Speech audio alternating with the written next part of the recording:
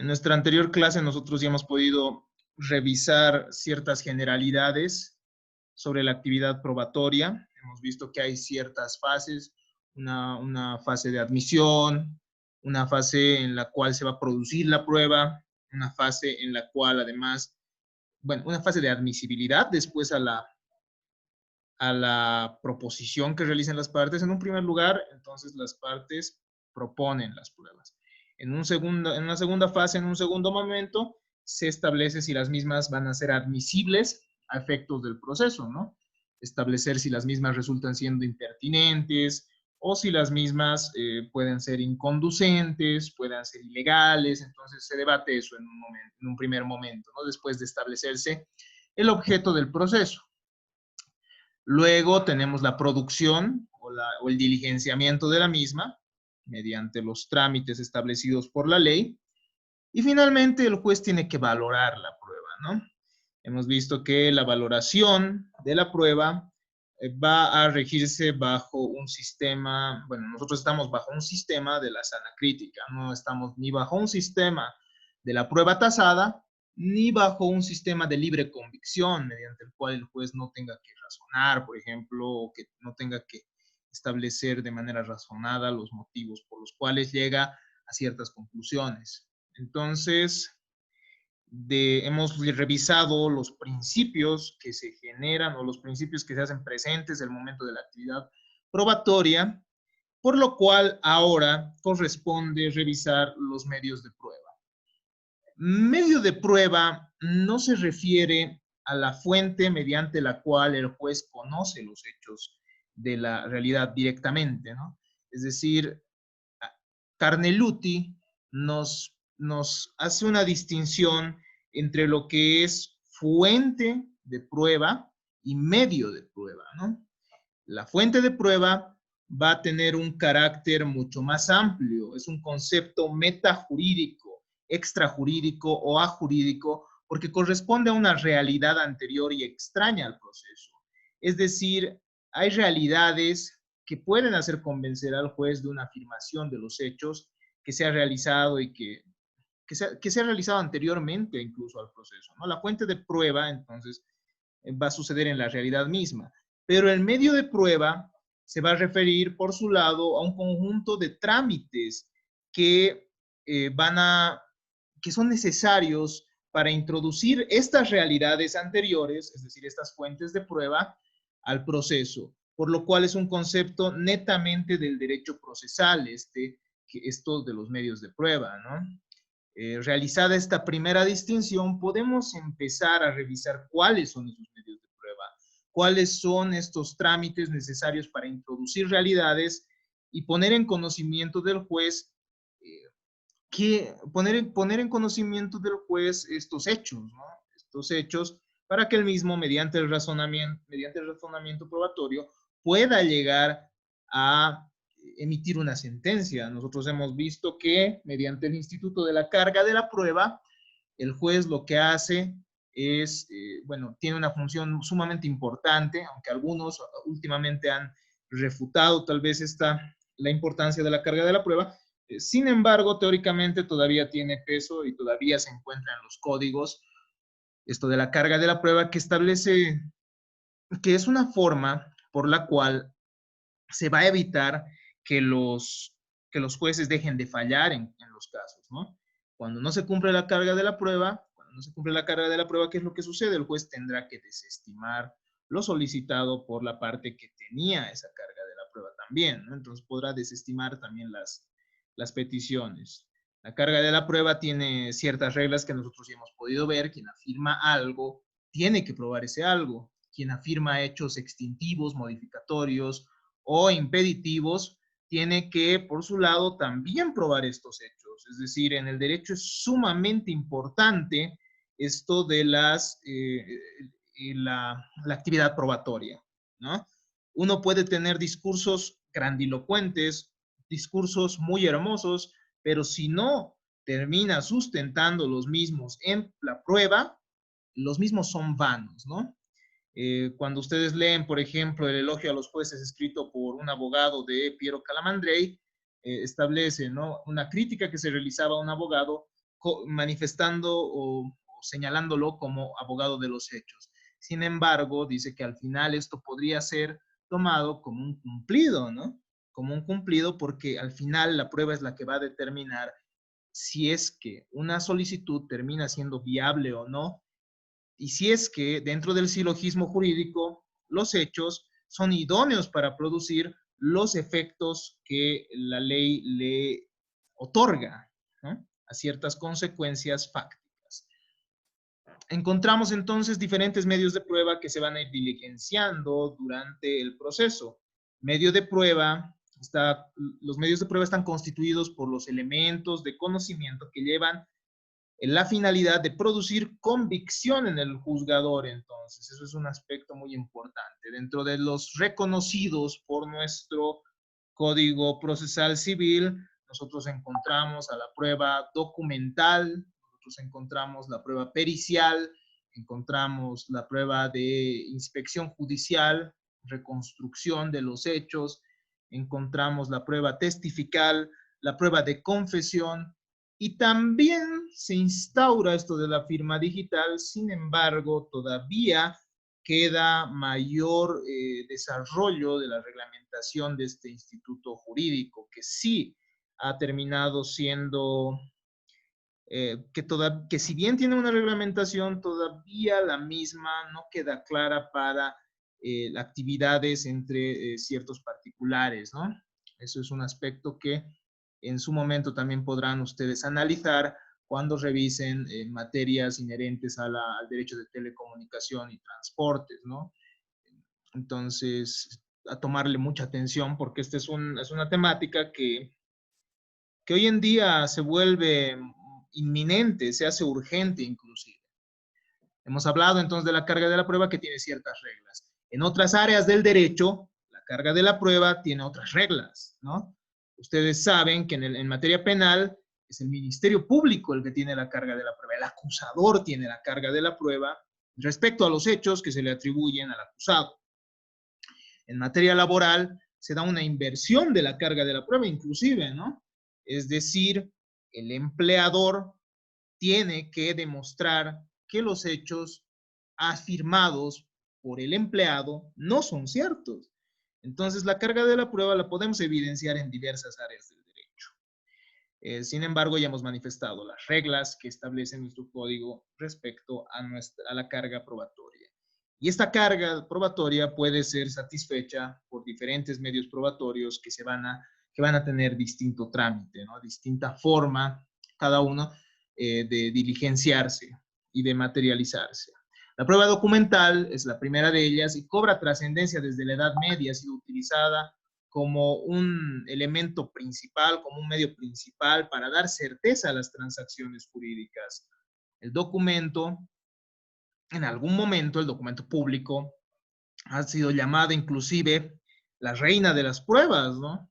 Ya que ya que era muy difícil, inclusive tenía tal fuerza anteriormente que, que era irrefutable básicamente, ¿no?, por las formalidades que se realizaban al momento de suscribir este tipo de documentos. Hoy en día existen vestigios, tal cual ustedes han podido ver en la exposición de Jordi Neva Fenol. Existe, por ejemplo, existe una presunción simple respecto a los contenidos de las pruebas documentales, es decir, que se presumen ciertos a menos que se vaya a demostrar lo contrario, ¿no? Las exigencias del comercio, entonces, los negocios financieros, la necesidad de contar con pruebas fiables de los contratos y de muchos otros tipos de contrataciones, entonces llevan a la necesidad de plasmar esto en cierta documentación. El documento, nos dice Carneluti, no es solo una cosa, sino una cosa representativa, o sea, capaz de representar un hecho. Representa entonces un hecho y puede entenderse esto del documento en un sentido lato y en un sentido un poco más restringido, ¿no? El documento puede ser comprendido, puede tomar en cuenta no solo no solo los sustentos físicos, sino también los sustentos digitales. Al menos eso se puede evidenciar cuando uno da lectura al texto de Tarufo, por ejemplo, ¿no? en algunos sistemas se mantiene una distinción, una definición muy amplia, según la cual el documento es cualquier cosa que represente un hecho, ¿no? Lo que les manifestaba, comprendiendo incluso documentos computarizados. En otros sistemas el concepto de documento es menos inclusivo y equivale al concepto tradicional de documento escrito y que tenga un sustento material.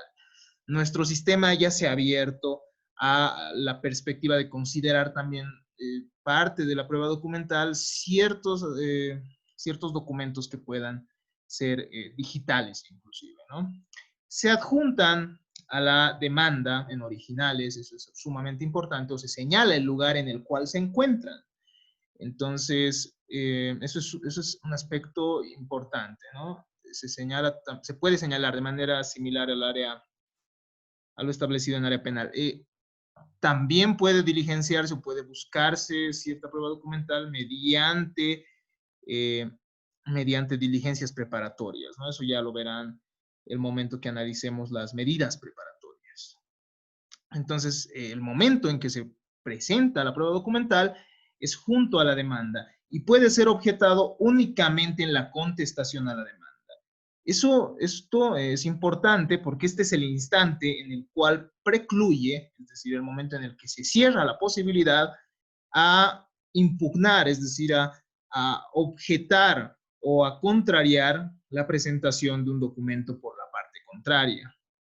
En caso que se adjunten a la contestación ciertos documentos, se otorga un plazo de 6 días desde la notificación, ¿no? Los documentos presentados en audiencia entonces van a poder ser objetados también, pero en la misma audiencia. Es decir, existe la posibilidad que el accionante o el accionado puedan presentar ciertos documentos en la etapa oral, ¿no? Es decir, en la audiencia, y será en ese momento en que se tenga que objetar. Sin embargo, los documentos que han sido adjuntados a la demanda pueden observarse únicamente en la contestación o dentro de los 6 días en caso que la contestación acompañe cierta documentación. Aspecto que no deben olvidar, ya que no se puede pretender en una audiencia desconocer documentos si no se lo ha hecho previamente en la etapa de postulación, en esta primera etapa escrita, ¿no?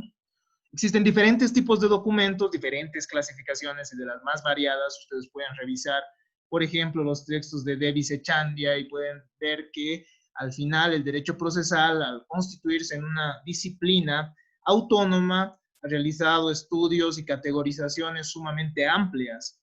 Sin embargo, revisemos algunas de las clasificaciones más importantes, ¿no? Y tenemos de esta manera la diferenciación entre documentos públicos y privados. Los documentos públicos son aquellos autorizados por funcionarios competentes en ejercicio de sus funciones, ¿no? Depositarios de la fe pública y dentro de los límites de su competencia. La ley le otorga una autenticidad, es decir, se consideran ciertos los contenidos establecidos en los mismos, pero pudiendo probarse lo contrario. Estamos entonces ante una presunción juris tantum que otorga, que establece la ley, ¿no? Tenemos además los documentos privados, que son constancias escritas que, que, que los particulares mismos van a producir, ¿no? Tienen el valor de documento privado cuando es reconocido, inscrito en registro público, tienen el valor de documento público, esto habría que arreglarlo, cuando es reconocido, en primer lugar, de manera judicial o voluntariamente, o cuando la parte contraria no lo ha tachado, ¿no? Cuando la parte contraria no se ha pronunciado, entonces sí llegan a tener ese valor de documento público. Si uno presenta en un juicio un documento privado y la otra parte no ha objetado los contenidos de este documento, ¿qué significa? Que este documento va a tener la misma calidad que el documento público. Son aspectos a tomarse en consideración que resultan importantes al momento del litigio, al menos, ¿no? Tenemos además documentos que pueden ser originales o copias, los originales que van a constituir el primer documento que se hace respecto a un acto jurídico y las copias que van a ser las reproducciones del documento original. Nosotros hemos visto que respecto a las copias, las mismas pueden ser solicitadas por las partes respecto a las copias de documentos del proceso en cualquier instante, ¿no? En cualquier momento. Incluso pueden solicitar terceros que acrediten un interés. En caso de solicitarse copias, testimonios, certificaciones de entidades públicas, nuestro Código Civil, Código Procesal Civil, permite que se realice la petición directamente ante la entidad pública que contenga en sus registros dicha documentación. Los documentos además pueden ser auténticos y falsos, ¿no? Aquel documento verdadero, el documento auténtico es el documento verdadero, apegado a la realidad y que no tiene alteraciones, mientras que el documento falso es un documento que, producto de tortuosas maniobras, no corresponde a la realidad misma, ¿no? Sea desde haber sido forjado el mismo documento o desde los contenidos del documento. Es decir, puede ser un documento público que tenga contenidos falsos, como ustedes conocen que sucede en un delito de falsedad ideológica, o puede ser un documento que desde lo material inclusive, es decir, desde su elemento material termina siendo falsificado, ¿no? Entonces, tal caso de una falsedad material. Revisemos algunas reglas sobre la prueba documental. Las fotocopias legalizadas y testimonios van a tener el mismo valor que el documento original si son otorgadas por funcionarios autorizados, ¿no? También tienen valor probatorio los documentos generados por correo electrónico o documentos digitalizados, pero que sean certificados por una autoridad competente, ¿no? Y esto es lo que debe estudiarse y lo que debe exigirse para también darle mayor dinámica al derecho procesal civil. Los documentos que se encuentran en oficinas públicas pueden ser recabados mediante una orden judicial o solicitadas directamente, ¿no? Esto es lo que hemos manifestado. Pueden solicitarse directamente, especificando que estos van a ser presentados a un determinado proceso, ¿no? La entidad no puede negar esta solicitud. Los documentos que se encuentran en poder de la otra parte, este es un aspecto muy curioso, es una perspectiva muy similar a la carga dinámica de la prueba. Los documentos que se encuentran en poder de la otra parte pueden ser entregados por el mismo bajo intimación de la autoridad judicial. Entonces, si la otra parte tiene el documento, se puede solicitar que la autoridad judicial ordene a esta persona a presentar el documento, pero obviamente se tiene que probar que efectivamente existe una posibilidad muy alta que la parte contraria tenga ese documento. Este aspecto tiene que haber verosimilitud entonces en este aspecto y por otros elementos que el mismo proceso demuestre y evidencie, ¿no? para establecer que esa persona tiene el documento. Y en caso que la persona no lo presente, entonces se va a tener por reconocido el contenido de dicho documento. Respecto a documentos que se encuentran en manos de terceros, puede ordenarse su entrega en originales si pertenecen a los requirentes, ¿no? Si el que pide es dueño de este documento, entonces puede solicitar a la autoridad que conmine a un tercero a entregar el documento. El tercero puede oponerse a la entrega si el documento es de su propiedad, ¿no? Aspecto que tendrá que ser evaluado por el juez. Si se evidencia falsedad de los documentos, se remiten antecedentes ante el Ministerio Público. Dentro del proceso civil se puede denunciar entonces también la falsedad de los documentos que se han presentado por la parte contraria. Y el juez, obviamente, antes de remitir los antecedentes al Ministerio Público, tendrá que diligenciar esto en una vía incidental, ¿no? En vía incidental y, bueno, realizar las medidas necesarias que terminen aclarando si evidentemente el documento es falso o no. La denuncia, claro está, tiene que realizarse de manera oportuna, es decir, dentro del momento que se contesta a la demanda o dentro de los 6 días posteriores a la contestación. Los documentos que se encuentren en otro idioma tienen que presentarse con su traducción en castellano, ¿no? Eso es lo que hemos podido ver respecto a la prueba documental. Ahora vamos a revisar otros medios de prueba, entre los cuales nosotros vamos a encontrar la prueba pericial, vamos a revisar algo de la de la confesión, de la prueba testifical, de la reconstrucción, etc. Revisemos en primer lugar la confesión. La confesión es un medio de prueba que implica la admisión por una de las partes de la verdad de un enunciado sobre los hechos que jurídicamente le resultan poco favorables. Mediante la confesión, entonces, uno va a manifestar hechos que pueden favorecer a la otra parte y que además le perjudiquen a él dentro del proceso. Encontramos diferentes clases de confesión. Nosotros la que más conocemos es la confesión judicial provocada, ¿no? Nosotros siempre hemos hablado de la confesión provocada como medio probatorio. Sin embargo, existen otras formas de confesión reconocidas por el Código Procesal Civil, ¿no? ¿Qué es entonces? Nuestro código nos dice, implica la admisión total o parcial de la veracidad de un hecho personal o de conocimiento de una de las partes, misma que resulta desfavorable a su interés y favorable al adversario. Tenemos entonces la confesión que puede ser judicial y extrajudicial. La confesión extrajudicial genera varios problemas que pueden revisarlos en el material de Davis Echandia, ¿no? Existe mucha dificultad en establecer cuándo la misma termina siendo válida. Pero en la confesión judicial nosotros podemos proponerla, nosotros evidenciamos dos clases, ¿no? La confesión puede ser la confesión judicial provocada o puede ser una confesión judicial espontánea.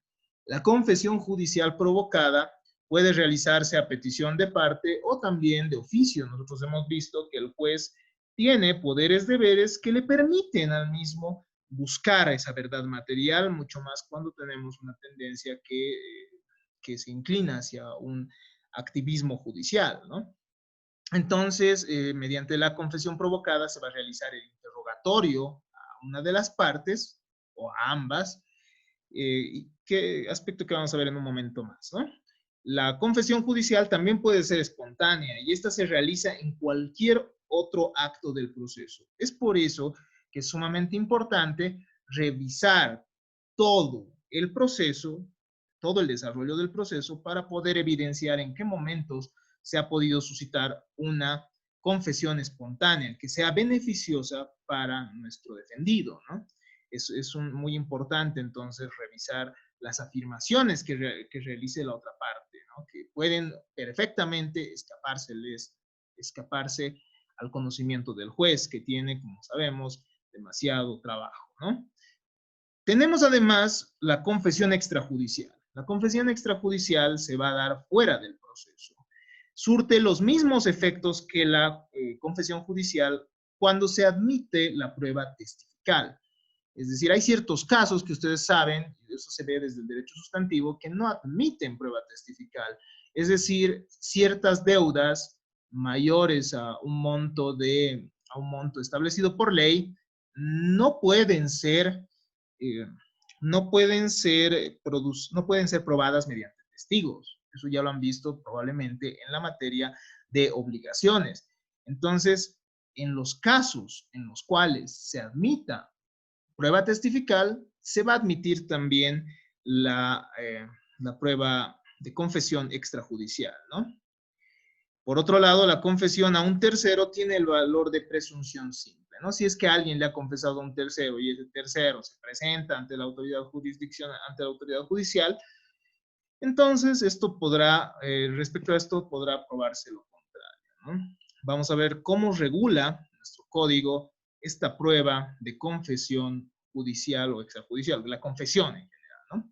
Las partes pueden deferirse a confesión, ¿no? E interrogarse mediante la autoridad, debiéndose realizar este acto de manera personal, salvo las excepciones establecidas por ley. Nosotros hemos visto que en caso de la representación judicial se requiere un poder especial para que el apoderado pueda confesar dentro de un proceso, ¿no? Es decir, pueda ser llamado a confesión. Eso es un aspecto importante. Entonces, hay ciertos casos tal vez excepcionales en los cuales otra persona puede confesar en nombre de uno. Sin embargo, la regla es que esto tiene que hacerse de manera personal.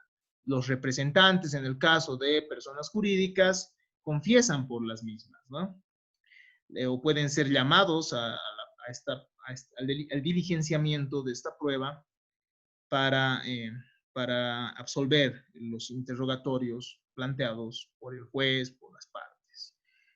La confesión de un litis consorte, en el caso del litis consorcio que nosotros ya hemos analizado, no va a afectar al resto.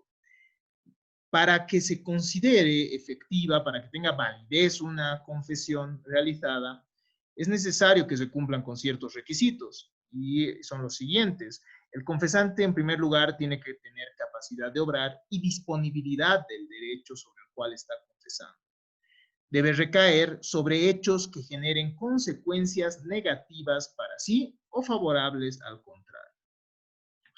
Porque si consideramos que lo beneficioso puede ser considerado como una prueba de confesión, entonces estaríamos diciendo que cualquier afirmación realizada por partes termina siendo prueba. Entonces, y creo que eso ya ha quedado claro, ¿no? Que no es así.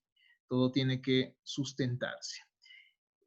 Tiene que ser libre, expresa y consciente, es decir, que quien va a realizar la confesión tiene que estar consciente de la forma de lo que está diciendo, tiene que hacerlo de manera expresa, es decir, no podemos suponer que una persona mediante su conducta está confesando algo. Tiene que ser expresa y tiene que ser libre, ¿no? No tiene que existir presiones, no tiene que existir elementos externos que terminen sugestionando a la confesión. Debe versar sobre hechos personales del confesante, sobre lo que él conoce el confesante. Tiene que estar probada en caso de ser extrajudicial. Entonces, la prueba de confesión judicial, la prueba de confesión extrajudicial tiene que tener un sustento probatorio, más allá de los simples dichos, ¿no? Nosotros vamos a ver, por ejemplo, que la doctrina desconoce la prueba de oídas, por ejemplo. Eso que vamos a ver, la prueba testifical de oídas, eso vamos a ver en un momento más. Hace plena prueba contra la parte que la realiza, ¿no? Salvo disposición contraria de la ley o si fuese opuesta a documentos fehacientes de data anterior agregados al expediente. Todavía entonces aquí evidenciamos que es muy fuerte el valor que se le asigna a la prueba documental. Entonces, si existen documentos con fecha cierta o documentos que son fehacientes, documentos que puedan considerarse auténticos, la confesión no puede, digámoslo así, destruir los contenidos o contrariar los contenidos de tales documentos, ¿no? En caso de duda, debe interpretarse siempre a favor de quien absuelve la confesión, ¿no? Si existe duda sobre lo que ha manifestado el confesante, entonces tiene que interpretarse a su favor.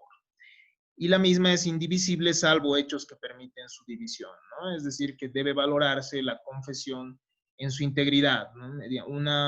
Es decir, respecto a los hechos en su generalidad, exceptuando si se trata respecto a un hecho impeditivo, modificatorio. Hay ciertas reglas establecidas por nuestro mismo Código Procesal Civil que establecen que en ciertos casos se puede considerar una parte de la confesión y no así de manera global, ¿no? En caso de duda, ya hemos visto, quien solicita la confesión no puede retractarse y la autoridad puede diligenciar esta en cualquier audiencia, ¿no? Quien solicita entonces la confesión no puede posteriormente decir que ya no va a valerse de esta, ¿no? Y la autoridad judicial entonces va a diligenciar. Por otro lado, la autoridad judicial también puede llamar de oficio a la confesión de las partes y puede diligenciarla en cualquier audiencia, nos dice, ¿no? Es decir, esto puede hacerlo en la audiencia preliminar o en la audiencia complementaria. En caso de no hablar castellano el confesante, se tiene que designar un intérprete, un traductor. La confesión puede ser comisionada a otra autoridad en caso que el confesante tenga domicilio real en una sede lejana al tribunal en el cual se debe absolver la prueba el interrogatorio, ¿no? De la confesión. La prueba testifical, bueno, es la que corresponde analizar ahora, ¿no? Tenemos que analizar la prueba testifical y al respecto tenemos ciertas definiciones realizadas por Carneluti y De Vicechandia, ¿no? Francesco Carneluti nos dirá que testimonio, prueba testifical, es un acto humano dirigido a representar un hecho no presente, es decir, acaecido antes del acto mismo.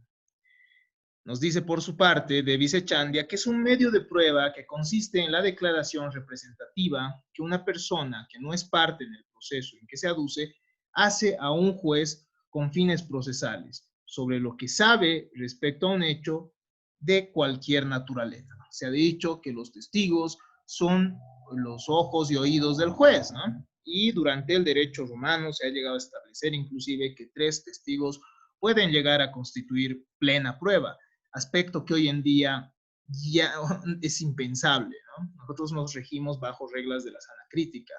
E incluso sería absurdo decir que con 4 testigos se logra convencimiento pleno. Eso sería un sistema de prueba tasada, por ejemplo, ¿no? ¿Por qué? Porque ya estamos diciendo cuánto valor le damos y a qué tipo de pruebas. Aspecto que es irrazonable, ¿no? Y restringe incluso el razonamiento del juez. La doctrina ha establecido que el testigo de oídas tiene un valor muy relativo, ¿no? El testigo de oídas es aquel que no ha visto ni ha escuchado los hechos, es decir, es aquel a quien le han contado los hechos sobre los cuales está declarando. Y sobre este, el juez puede prescindir inclusive de su declaración, ya que la credibilidad del mismo no termina siendo alta, ¿no? No hay alta credibilidad respecto a lo que manifiesta un testigo en tales condiciones. Por otro lado, existe la declaración por suposiciones, ¿no? Es decir, uno dice, yo supongo que ha sido así. Entonces, en este caso, obviamente, no tendrá ningún valor las suposiciones que pueda realizar un testigo. Existe el Instituto Jurídico de la Tacha de los Testigos, ¿no? ¿Qué son las tachas? Las tachas son alegaciones que se hacen por algún litigante pretendiendo desvirtuar la fuerza probatoria de lo declarado por alguno o algunos testigos o el dictamen emitido por algún perito. Es un poco más amplio. Sin embargo, respecto al perito existe la recusación, que es diferente, ¿no? En nuestro Código Procesal Civil se ha reglado la tacha de los testigos por considerar que pueden ser parciales en sus declaraciones.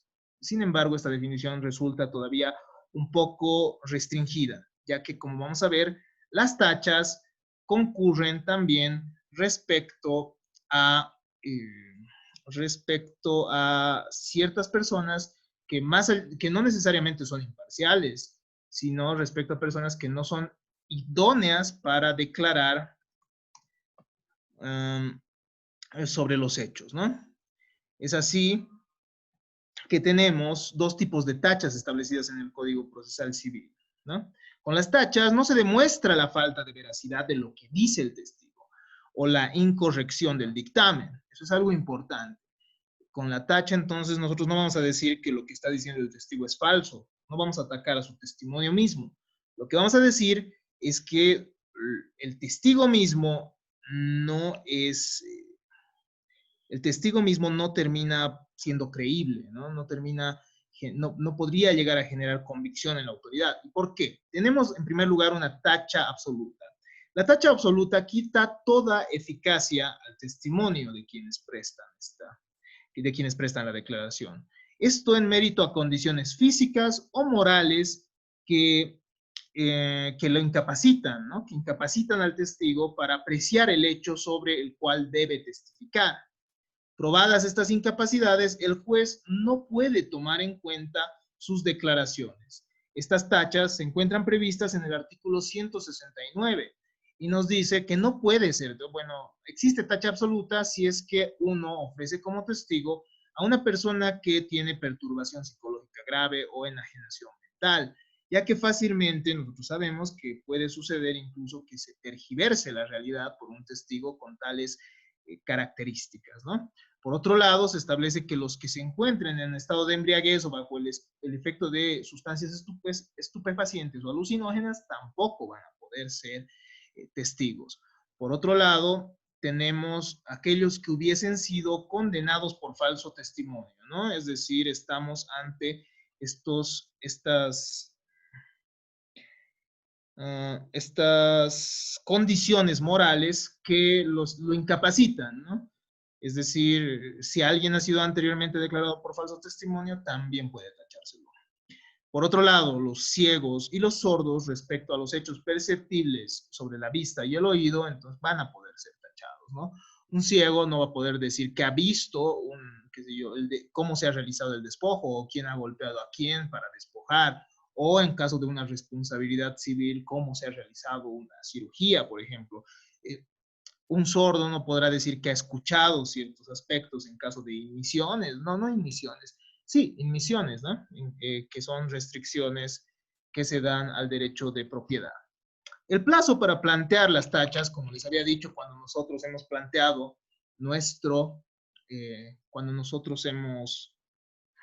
nuestra contestación a la demanda, es de 3 días. Dentro del plazo de 3 días se puede observar, ¿no?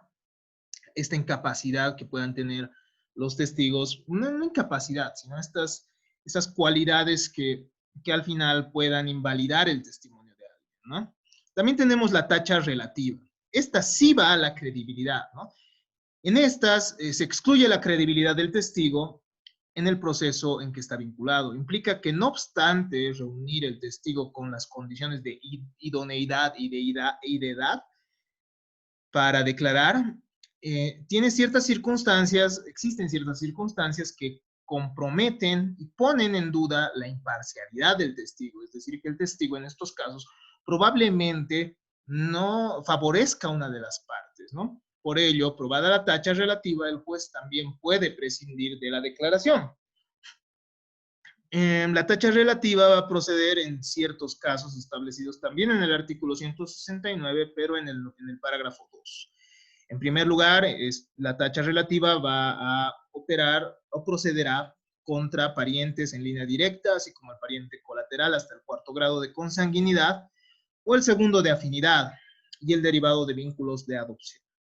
El dependiente de la parte que lo ofreciere, es decir, el empleado que tenga una relación laboral, por ejemplo, quien tuviere interés directo o indirecto en el litigio por sí mismo, por parentesco dentro de los grados establecidos en el numeral 1, los pupilos por sus tutores y viceversa, quien tuviere litigio pendiente con la parte contraria, con alguna de las partes, porque esto evidenciaría que existe una enemistad con la parte contraria, ¿no? El amigo íntimo de la parte que lo presentare o el enemigo manifiesto de la parte adversa. Entonces, de esta manera nosotros también podemos se puede evidenciar que puede existir cierta parcialidad, ¿no? Del testigo hacia una de las partes. Ser deudor o acreedor de alguna de las partes también será una causa para que pueda proceder la tacha relativa.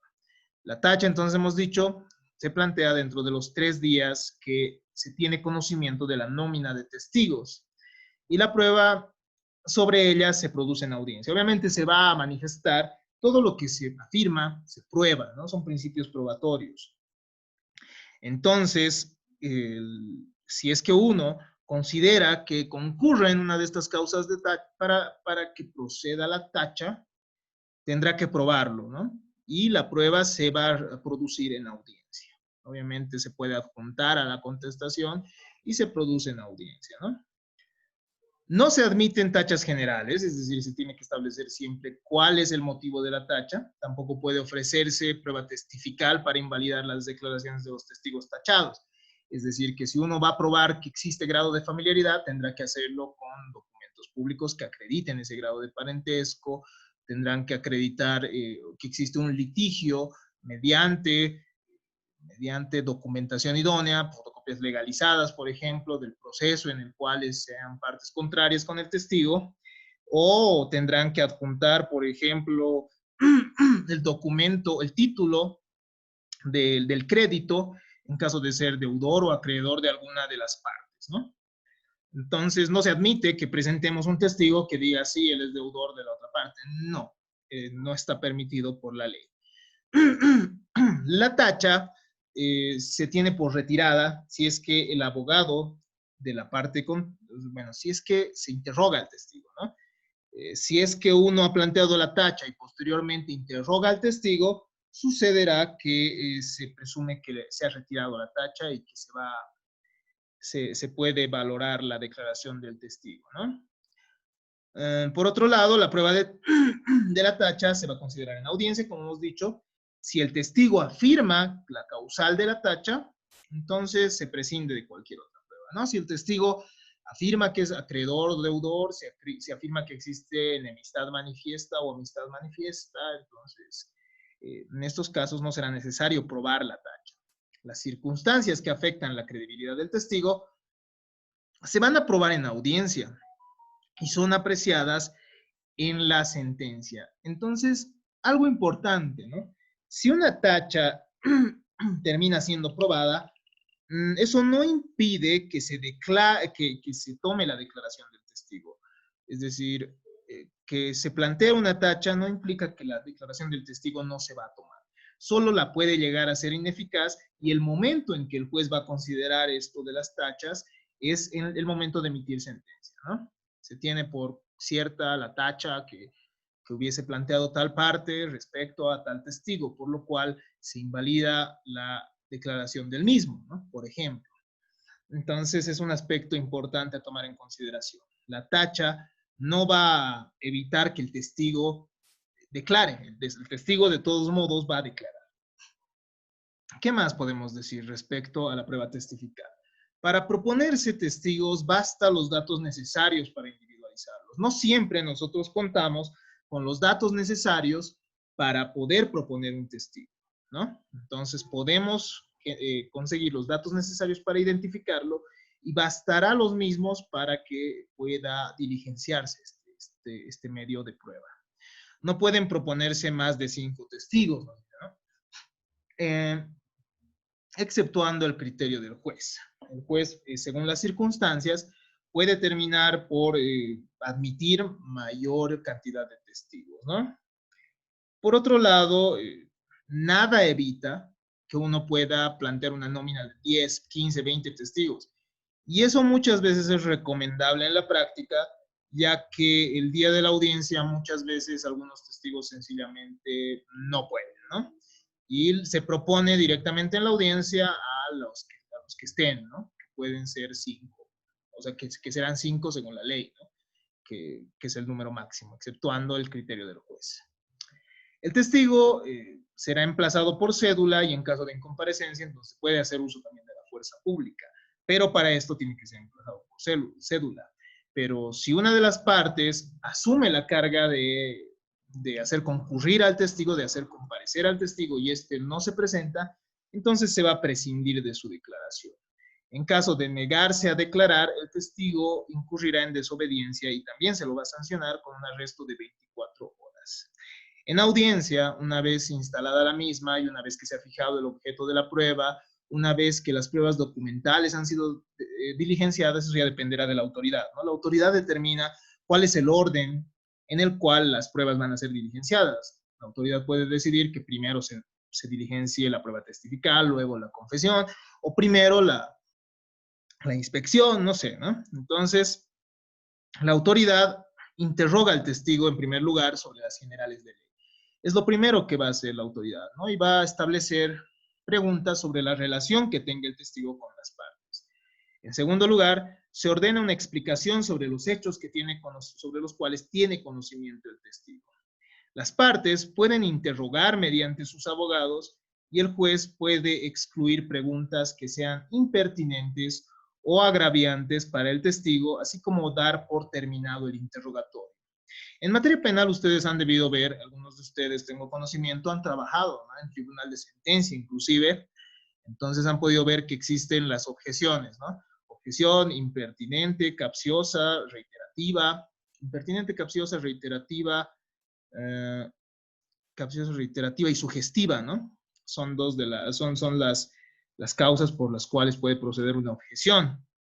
Entonces, de manera similar, se puede interrumpir el interrogatorio, no bajo el término de objeción necesariamente, sino pidiendo la palabra a la autoridad judicial, ¿no? Antes que el testigo pueda responder a la pregunta. De todos modos, dado el activismo, la misma autoridad es la que ante el interrogatorio va a establecer si la pregunta es viable o no. Cada pregunta se refiere solo a un hecho. Se prohíbe cualquier tipo de pregunta vejatoria u ofensiva. El testigo no puede leer notas, es un aspecto importante, a menos que la naturaleza de la pregunta así se lo permita. Y en caso de hacer uso de cualquier nota, esto tiene que constarse en acta. El testigo puede negarse a responder ciertas preguntas que vinculen o que involucren a sus parientes hasta el 4º grado de consanguinidad penalmente, ¿no? En un caso penal, en una persecución penal. Entonces, también puede negarse si es que existen ciertos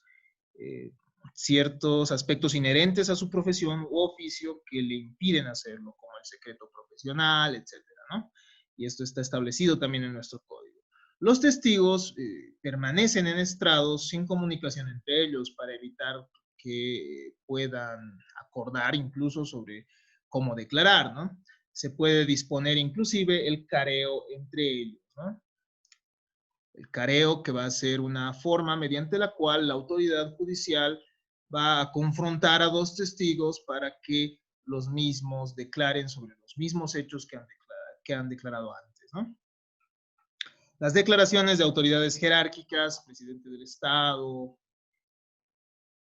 y altas autoridades en general, pueden realizarse por escrito y dentro de un plazo de 5 días, ¿no? Las declaraciones de personas mayores, enfermas o imposibilitadas pueden realizarse en su domicilio.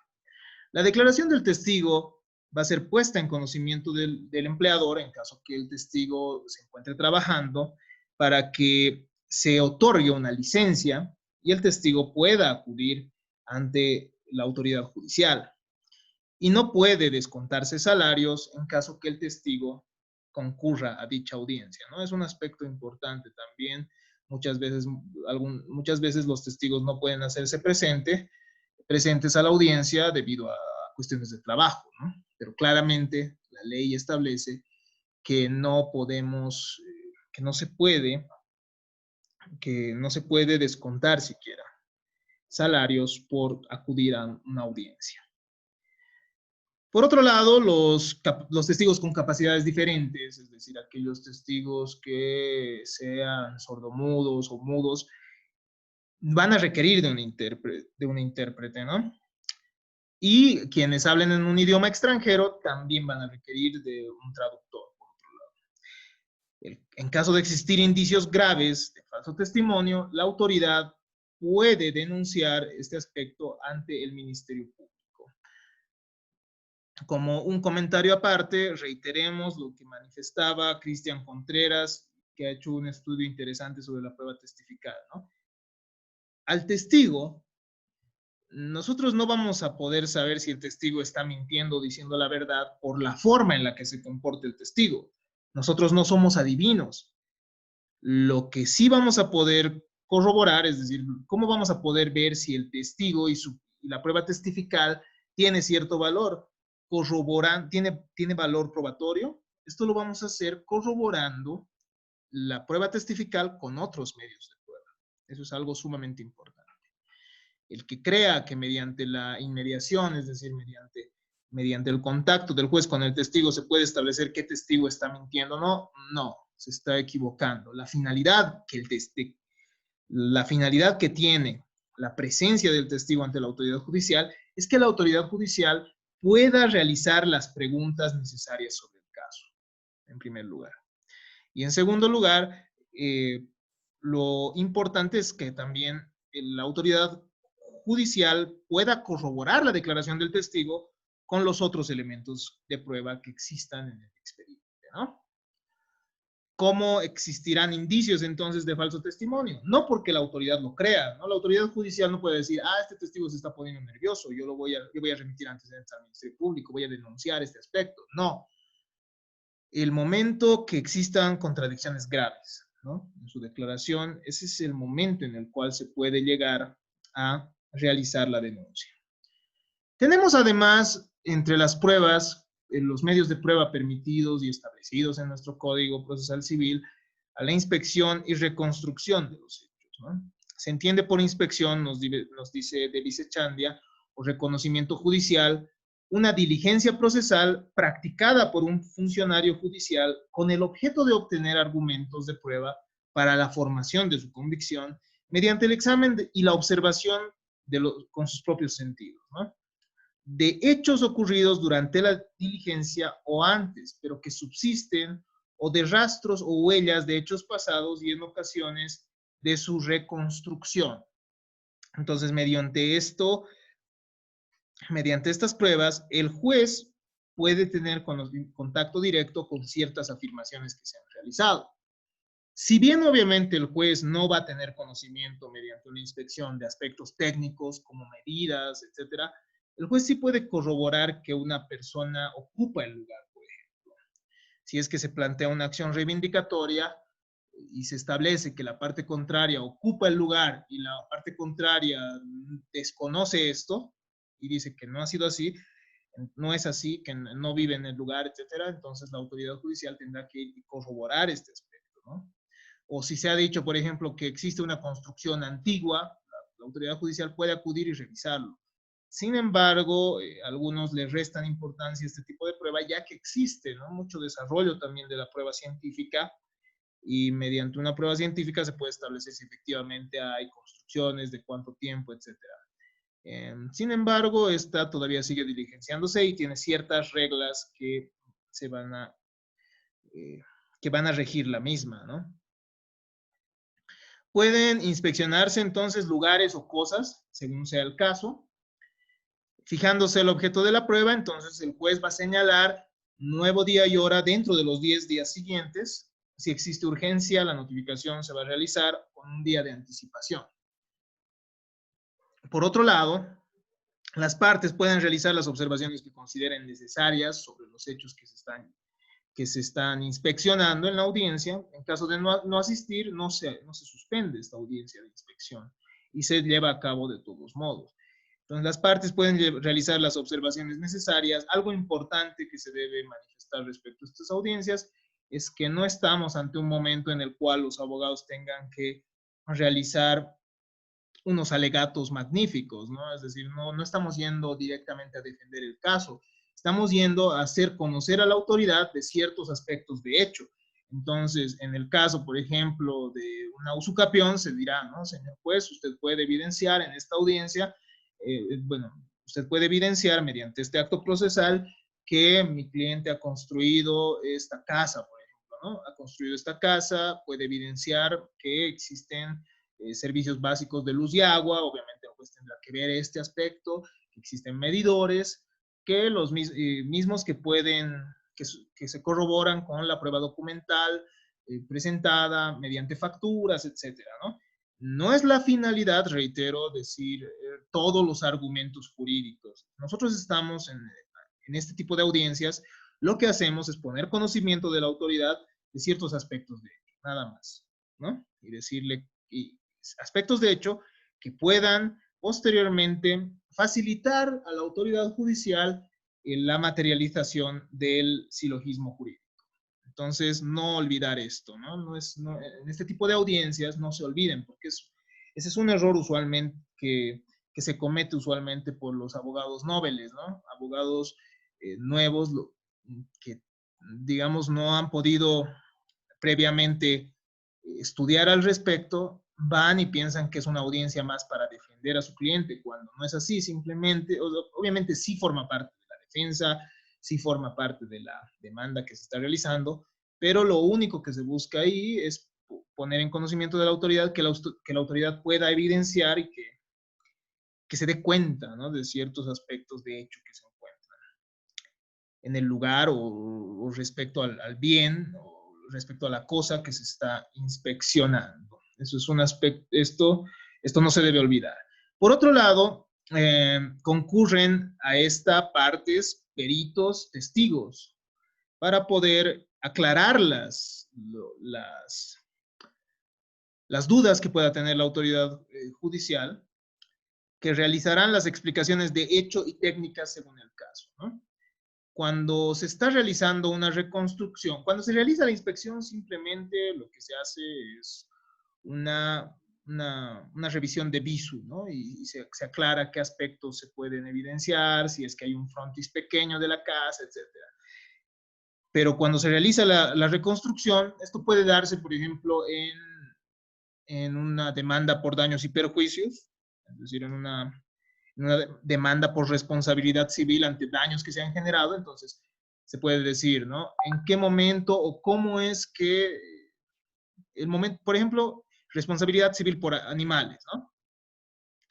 En ese tipo de situaciones se puede dar una inspección judicial que además esté complementada con una reconstrucción de los hechos.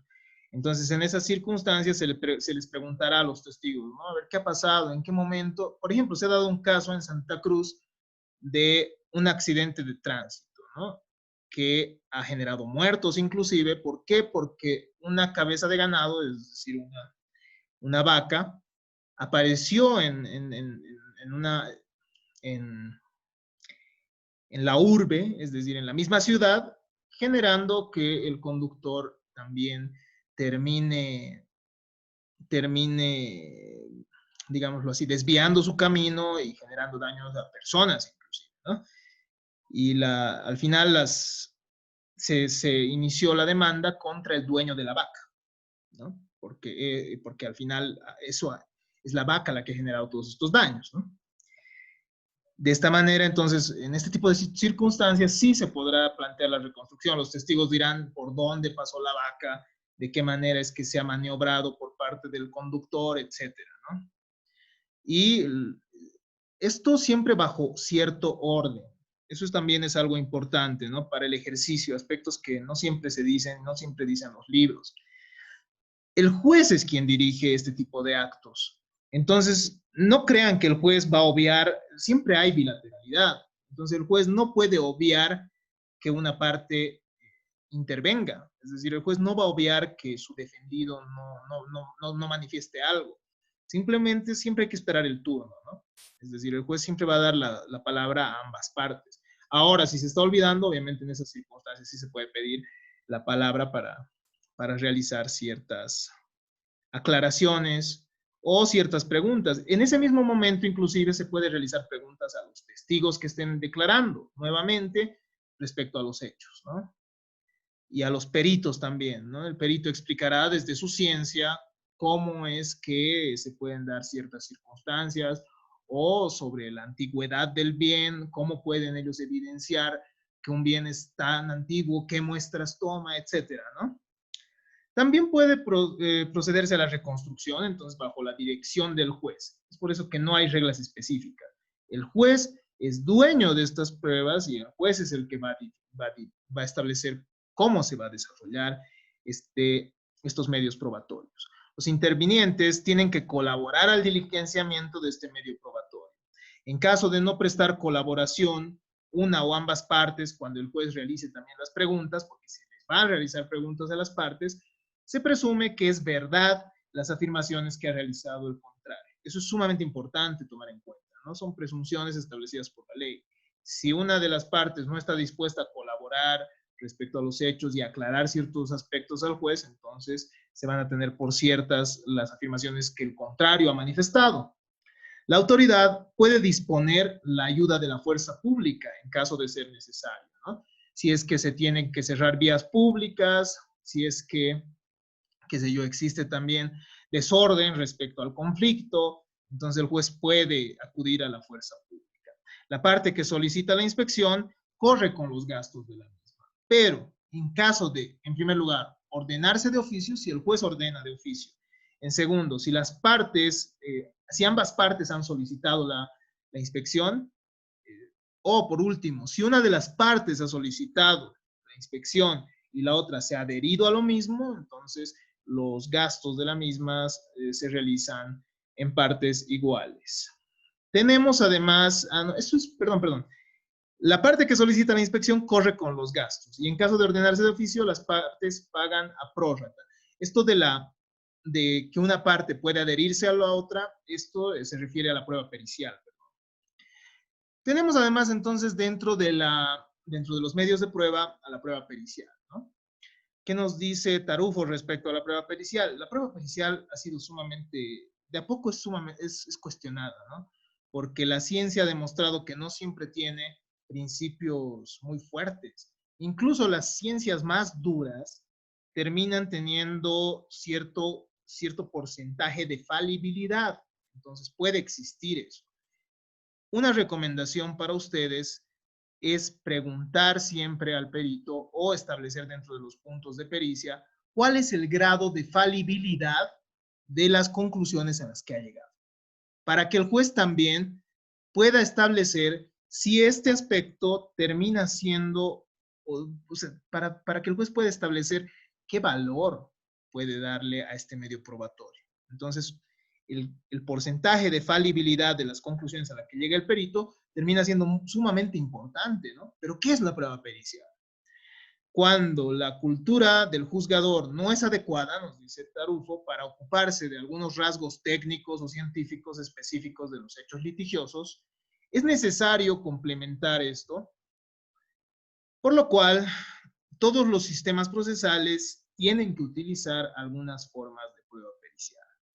Es así que encontramos una definición por Davis Echandia, que nos dice: la peritación es una actividad procesal desarrollada en virtud de encargo judicial por personas distintas a las partes del juicio, especialmente calificadas por sus conocimientos técnicos, artísticos o científicos, mediante la cual se suministra al juez argumentos o razones para la formación de su convencimiento respecto de ciertos hechos cuya percepción o cuyo entendimiento escapa a las aptitudes del común de las gentes.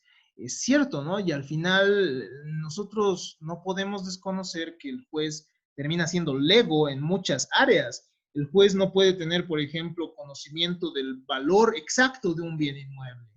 El juez no va a tener conocimiento exacto de la antigüedad que tiene un bien inmueble. El juez, por eso es que en materia civil, usualmente las pericias más fuertes son de topógrafos, de arquitectos, de ingenieros civiles, ¿no?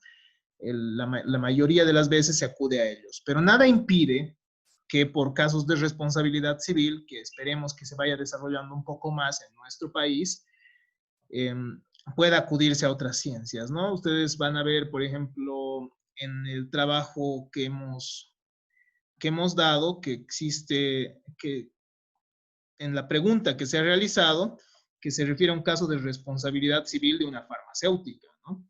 Entonces, obviamente al final la farmacéutica lo gana todo, pero nada impide, ¿no?, que esto pueda llegar a generarse también en nuestro país y pueda llegar a desarrollarse de mejor manera. Esperemos que así sea. La jurisprudencia, lamentablemente, en materia de responsabilidad civil todavía es muy pobre. Entonces, espero que ustedes también hayan aprovechado que dentro de nuestra currícula se encuentre la materia de teoría de la responsabilidad. Ahora sí, regulaciones sobre la prueba pericial. Es admisible cuando se requieren conocimientos especializados, digamos así, en un arte, en una ciencia, industria o técnica. Solo puede pedirse un dictamen, ¿no? Solo puede pedirse un dictamen sobre un mismo punto. Si es que hay un punto de pericia que solicitan las partes, entonces solo puede pedirse un dictamen. El perito es uno solo, a menos que las partes hayan acordado lo contrario, ¿no?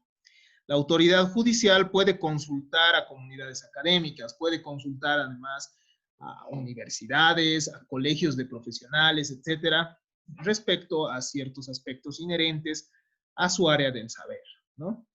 La autoridad valorará la prueba considerando la competencia y principios técnicos y científicos. Puede adaptarse de la pericia de manera fundada. Es por eso que cobra trascendencia la labor del abogado también al momento de establecerse los puntos de generarse un informe pericial, ¿no?, un dictamen pericial. ¿Por qué? Porque el abogado es el que va a solicitar por su defendido los puntos de pericia necesarios, ¿no? El pago de honorarios los cubre la parte solicitante. Esto es lo que les había dicho, ¿no? La anterior vez, confundiendo. En el caso entonces de la pericia, la parte que solicita cubre los gastos del perito, los costos de la pericia. En caso de haberse dispuesto de oficio, ambas partes. En caso de que ambas partes lo han solicitado la pericia, ambas partes corren con los gastos, y en caso que una de las partes ha solicitado la pericia y posteriormente la otra se ha adherido a la misma, entonces terminan pagando ambas partes el precio de, bueno, los gastos inherentes a este medio probatorio, ¿no? ¿Cuál es el procedimiento? Aquí lo tenemos, ¿no? En primer lugar, se realiza la proposición de los puntos de pericia al momento de proponer el medio probatorio. El juez va a establecer si es procedente o no la prueba pericial y si es que se requiere de esta prueba pericial para llegar a, si es admisible desde los puntos que nosotros ya hemos analizado, ¿no? Si es conducente, si es legal, si es que al final esta prueba pericial termina siendo idónea eh, para, para probar los hechos que se pretende probar. Eso ya lo hemos analizado en varias temáticas. En primer lugar, en los poderes, deberes del juez. Y en segundo lugar, también en la introducción a la prueba, también alguito en el momento de revisar el tema de la demanda, ¿no? Se designa entonces un perito, la autoridad es la que va a designar cuál es el perito más idóneo para esto, fijando los puntos de pericia y además estableciéndose un plazo para el dictamen, un plazo razonable. El perito tiene que aceptar dentro de los 3 días siguientes de su notificación bajo juramento. Entonces realiza su juramento el perito. Si no acepta el cargo dentro de los 3 días, se nombra a otro perito. El perito puede inhibirse o puede ser recusado por las mismas causales previstas para el juez, ¿no? Podría existir el caso de un perito que al final termine generando un dictamen parcial hacia una de las partes. Entonces, él puede inhibirse de hacerlo de manera fundada, tal vez por cuestiones de trabajo, etcétera, más allá de las causales de recusación. Pero además las partes pueden recusarlo. En caso de rehusarse a presentar dictamen o no dictarse, entonces se lo va a remover pagando las diligencias frustradas y además va a ser condenado el perito al pago de daños y perjuicios. Si el objeto de pericia permite un dictamen inmediato, entonces lo va a hacer en la misma audiencia o por escrito puede realizarlo, ¿no? Pero inmediatamente. La autoridad judicial también puede ordenar de oficio o a petición de partes planos, reproducciones y exámenes científicos, ¿no? Que le ayuden a generar convicción sobre los casos que son puestos a su conocimiento. Las partes pueden solicitar ampliaciones, aclaraciones e impugnar en el plazo de 3 días. Este plazo de 3 días después de la emisión del dictamen pericial son sumamente importantes, ¿no? Porque ahí se va a pedir las aclaraciones, es decir, algunos aspectos que falten o algunos aspectos que sean ambiguos, se va a poder solicitar que el perito los aclare, ¿no? Por otro lado, se puede impugnar también y para esto, para impugnar esta prueba pericial, se puede acudir a lo que ya les había manifestado, ¿no? A estos criterios de este famoso caso de los Estados Unidos que ya se encuentra en plataforma y que lo van a revisar ustedes. Bueno, que van a revisar un videíto muy cortito que les va a introducir al mismo. La autoridad judicial puede requerir también ampliaciones o aclaraciones al perito.